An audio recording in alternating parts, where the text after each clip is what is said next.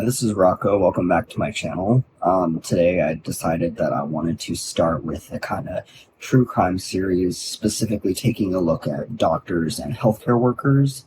And in spite of what has been going on in this country, the United States, the unfortunate events of the overturn of Roe v. Wade, I'm going to cover the case of Kermit Gosnell. According to Washington Post, Kermit Gosnell is a doctor who, since 1979, has run an abortion clinic in the Women's Medical Society in West Philadelphia. He is not, according to a grand jury report published in 2011, an obstetrician or gynecologist.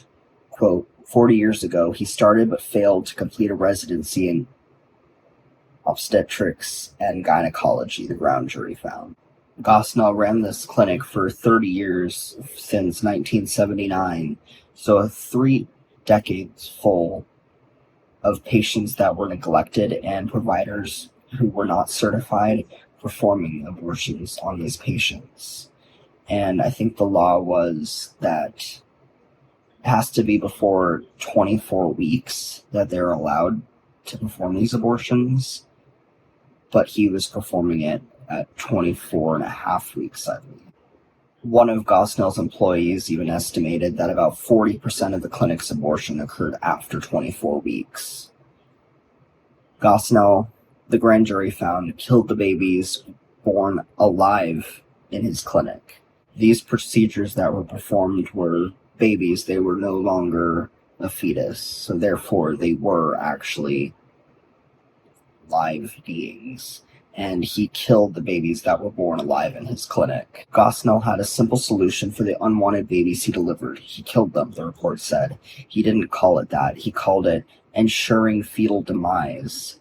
The way he ensured fetal demise was by sticking scissors into the backs of the babies' necks and cutting the spinal cord. He literally severed their spinal cords because they were just unwanted.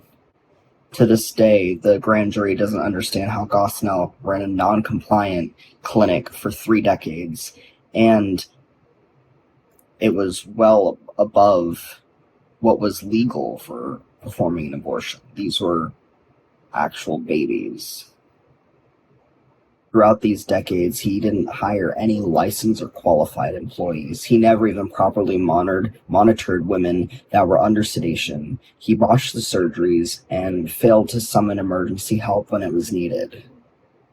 Though what I think the reason why it went under the radar is because it stated that in 1979, when it was first inspected, it did have a licensed medical director on staff who was a certified obstetrician and gynecologist.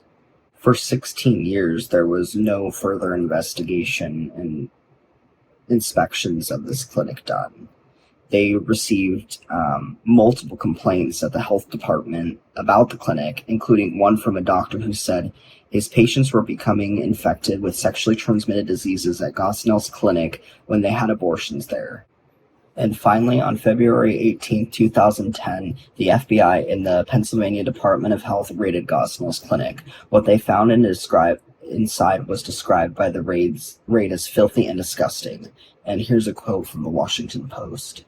There was blood on the floor, a stench of urine filled the air, a flea-infested cat was wandering through the facility, and there were cat feces on the stairs. Semi-conscious women scheduled for abortions were moaning in the waiting room or the recovery room, where they sat on the dirty recliners covered with blood-stained blankets. On May 13th, 10 days after the deliberation, the jury found Gosnell guilty of 3 of 4 charges of murder of babies born in his clinic. The jury also found him guilty of involuntary manslaughter in the case of Mongar's death, who was a refugee from Nepal. Now, relating this back to this week's events, I find it relevant because in a lot of states it is now illegal and some still undecided.